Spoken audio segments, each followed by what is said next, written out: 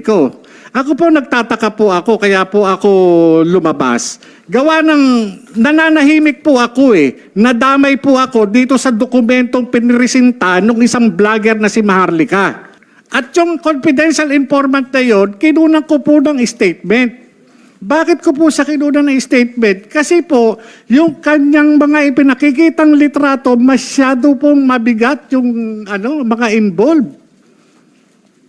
Sinong mga involved doon? Ang involved po doon, yung nakita ko mga litrato, no?